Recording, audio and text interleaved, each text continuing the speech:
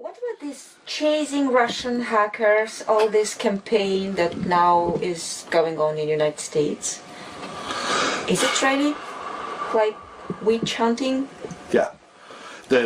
When this story first started to get legs, the first thing it did for many of us was invoke the McCarthy period, where literally they had witch hunts. The theater and the cinema back then, in fact, to the extent they were still allowed to have a public discussion about what was happening then, actually used like the Salem witch trials and such as, metaphor for what was happening. And this, people began calling almost immediately McCarthy 2.0. The foundation of it is different this time. There was an ideological difference, ideological competition between the U.S. and Western Europe on the one hand, and the Soviet Union, and at the time even China and the Eastern Bloc on the other hand. There was an ideological model held out by each, a model of development held out by each, and they were competing for the attention of the third world, more or less, at that time. And so the Soviet Union was seen as a threat through that prism. There are some of us here who see it also just in terms of class, that the Soviet Union was, at least nominally, had workers' control of the economy, and this, of course, was not something that could be entertained at all here ideologically. So there was a very aggressive campaign at the time in the culture, politically, legally, in every sphere, against the Soviet Union at that time. This time, no such ideological difference exists. If there's anything, some people are seeing the rise of a multipolar world, which is the norm historically. We've had this monopole, or at least the tendency towards a monopole since 1991, that people have started to assume was the norm. In fact, almost immediately you had Fukuyama say it was the end of history in 1991, and that was going to be the model forever. Now it's changed. China has perhaps the largest economy by some measures in the world, and with 1.8 billion people as opposed to 330 million people in the United States, or even 800 million people between the U.S. and EU, it hasn't fully expressed itself yet. And when it does, it's going to be the largest economy in the world, and it's laying infrastructure, between transcontinental railroads from Asia to Europe and across Latin America, and canals and deep sea ports and the String of Pearls and the New Silk Road and all of that. They're laying infrastructure for development on one or two orders of magnitude. So you may be looking at a period of transition from the American monopole period from 1991, say, until maybe 5-10 years ago or whatever, and the rise of China and a multilateral world. You have China and Russia as strategic allies, for example. Russia is a huge piece of real estate, highly educated and developed workforce. Technologically speaking, the first in outer space, for example, 60 years ago under the prior system, huge potential between those two alone. And the United States has been playing a game, a geopolitical game, at least since 1991, but even really since World War II ended, of banishing individual countries from the family of nations. They've gotten to the point where they've banished just about everyone, and they stand in the room alone. So the geopolitical condition has changed considerably, and the U.S. sees the ground sort of eroding from under its feet, and Russia and China being the source of the threat. And so I think this is the ideological cover for the military and economic warfare that they want to conduct to try to reassert their position. But turning back to Russian hackers who was arrested. Yes. Because of U.S. request. Right. Sometimes they made some demand, but in reality they have different pretensions to these Russian hackers. Right. What's wrong with Russian hackers? Do there exist other hackers, or is there just Russia hackers? Right. And why America are really chasing Russian hackers, especially now? Okay, well, we have this condition where they need to have an enemy, and the enemy needs to be Russian. There's a political necessity for that. This fits into the narrative of why Clinton lost It fits into the narrative of why the neocons are on the decline. They're no longer ascendant. Russia is the bad guy.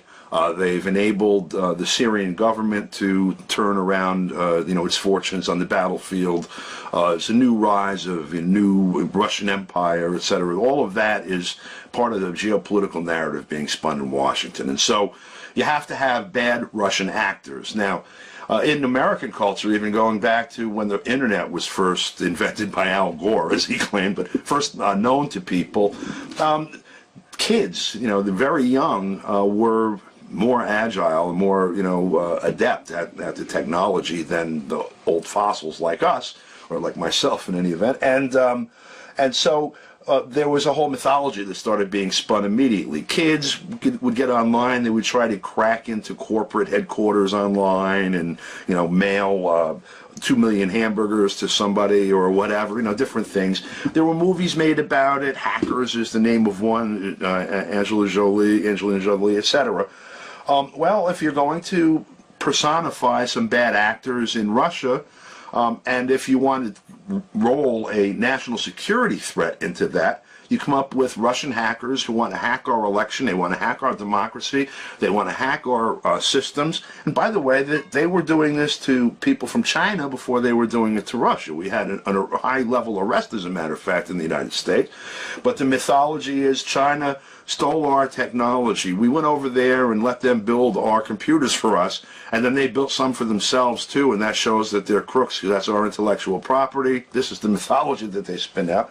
And by the way, the things that they're building have secret Chinese switches on them, so when we go to war, suddenly our stuff won't work. The whole pile of political propaganda and myth came out with all of this against China first, and Russia was a natural for that when they decided first that Russia was being too assertive geopolitically, particularly the first vetoes, with Georgia when they fought back with the attempt for Georgia to take Russian territory.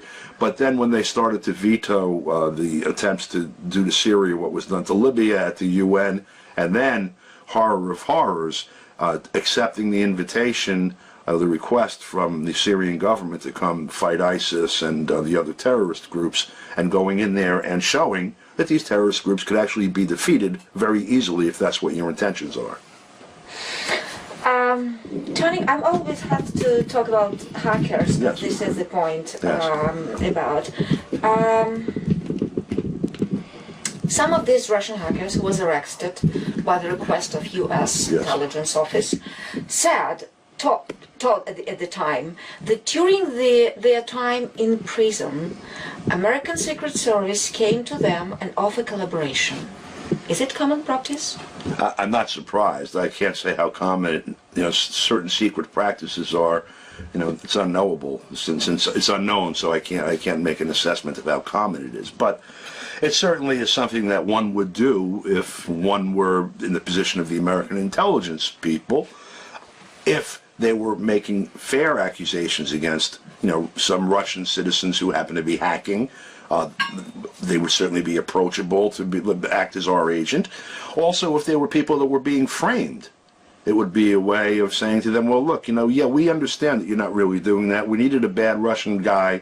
You're perfect. You look great in the posters and everything that we're going to hang up at the post office as enemies of the state. But by the way, we can call off the dogs if you play with us. I mean, I wouldn't be surprised if that was happening at all. What is actually happening, these are secrets. Secrets by definition are unknown, so I can't say that I know what they're really doing, but I'm not surprised if that's what they're doing.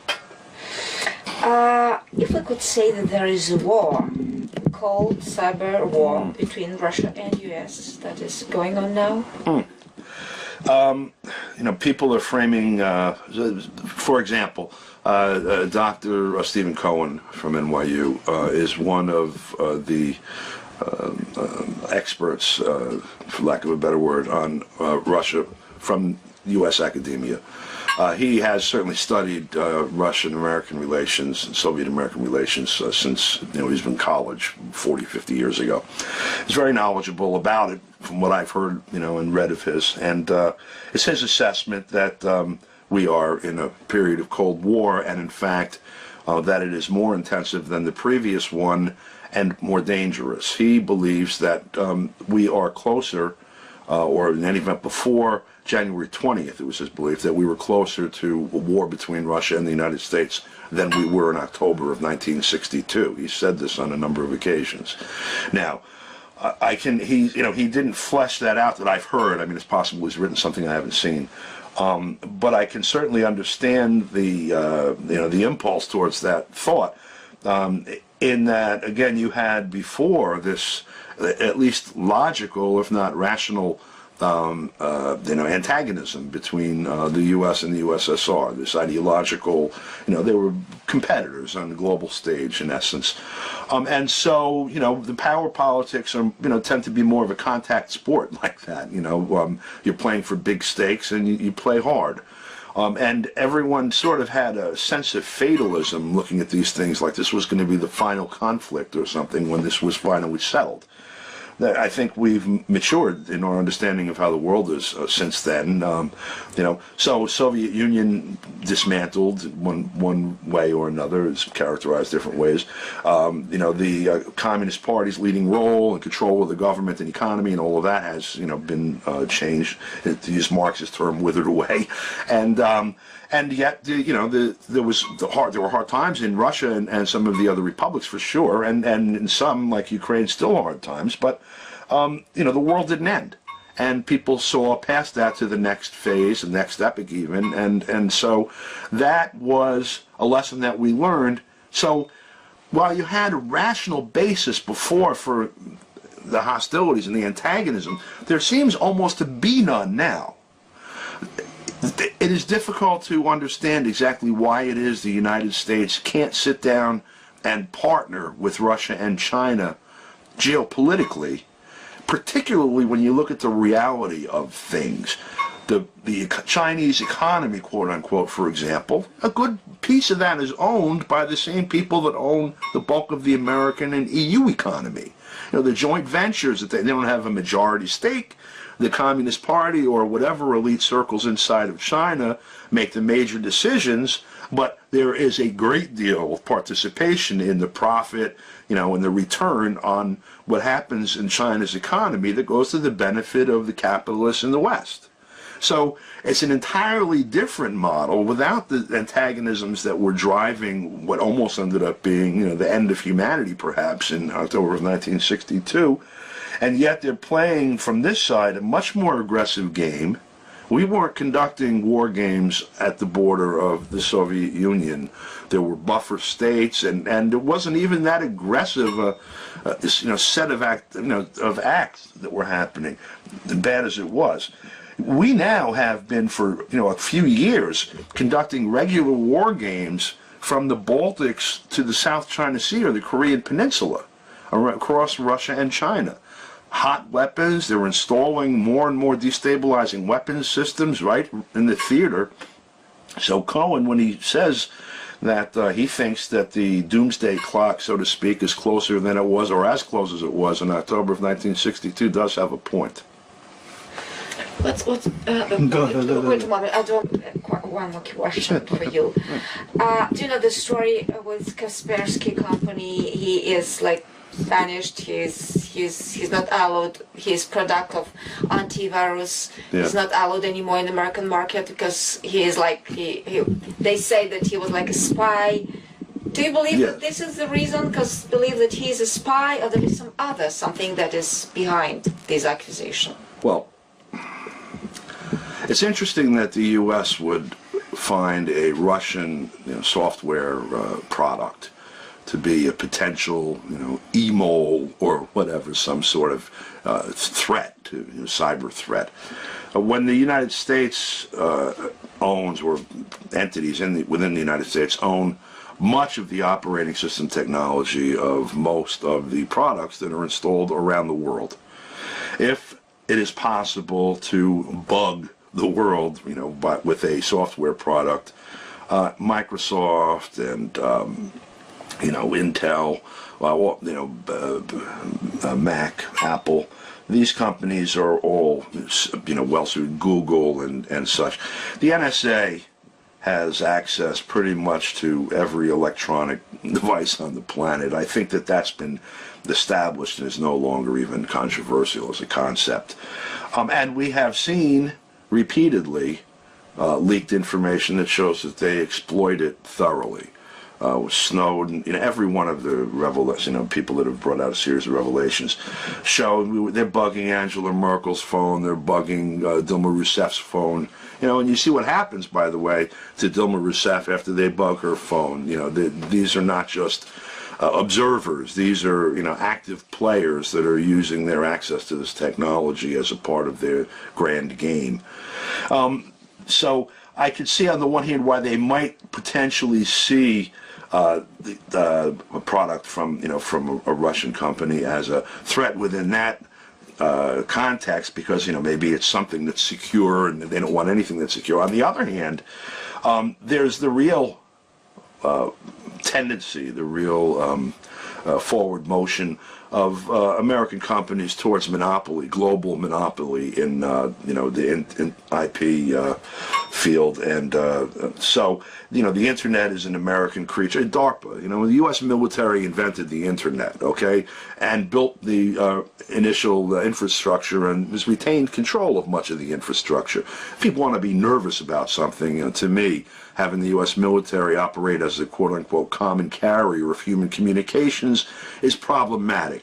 A Russian company that does, antiviral software or something, I don't have a problem with it, but I do understand why the powers that be here do, because essentially they might be cutting in on their business.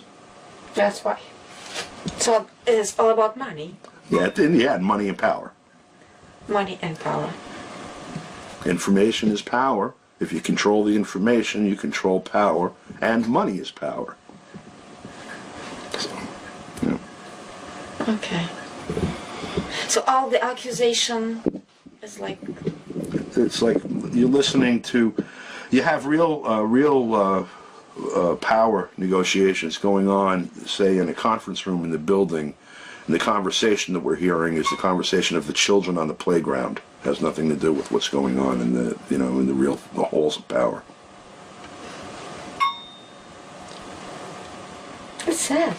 Yeah, that's where we're at right now. Hey, at least we're not bombing the shit out of each other, so I think that's something. But what happened now, especially now they are talking so much about it, because, we believe that Russia, I mean we, means Russia and United States could finally speak with each other. Have fun, go drinking together. Shit, what are you kidding? Yes, at least this. Yeah. China is going around the world building transcontinental railroad in Latin America and a canal in Nicaragua, deep water ports in South America and the Caribbean, high-speed rail from Beijing to Moscow and beyond, the infrastructure for trade, to Africa and the Silk Road and blah, blah, blah, blah, blah. They've built cities to house and provide living space and professional opportunities and education, hospitals for better than 1 billion people in the last 20 years. If you look around the world right now, there's 3, maybe 4 billion people that need water systems, sewage systems, housing, hospitals, schools, electrical grid, all of these things. Half the population of the planet easily. In the United States, you have millions of people that know how to do that work that are unemployed. And you have equipment that can be applied to that that's rusting. And the only reason that it's not being done is that there's an accounting problem. The people who have the capital necessary to make this stuff move can't see a return by doing this, and so it doesn't get done. Somehow, however, China is able to go around and do this.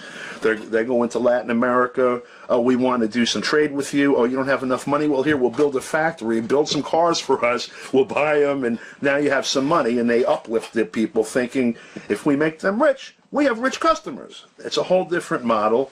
Why is that possible? And why aren't we trying to figure out, you want to build infrastructure, instead of limiting, we need some here for sure, but instead of limiting your scope to the shores of the United States, look around the globe and look at China and start partnering China and Russia and all these. There's a lot of places that have regional people like Venezuela. Why aren't we choking Venezuela instead of building fucking apartments there? They built 1 million apartments there while we were putting an economic squeeze on them. We could have built 5 million more. Somebody could make money on that. So I don't know why it's not happening, but well, I do know why. The reason it's not happening is because the existing, I guess, what Lenin talked about it 100 years ago, and 100 years ago, okay, within the context of a division between productive capital and finance capital. And, this whole global economy, or in any event, this construct has, evolved 100 years since, orders of magnitude. So the contradiction is, huge at this point in time. There's just no way to move this stuff from this sheet to this sheet without basically expropriating the people over here by doing that. It's a problem that's got to be solved. Because there's going to, otherwise, the only way they can find expression is going back to trying to get hegemony and to finish looting the rest of the, because all they do is loot. That's basically what they do. They go in, take your resources, pay as little as possible. You all can sit there and starve to death and die, whatever. Just keep your hands out of my pocket. And at the end, when they win, they got a big pile of gold. Everything else is devastated. Now what? Yeah. So, we got to get from here to there. I don't know how you do that. Yeah. Okay.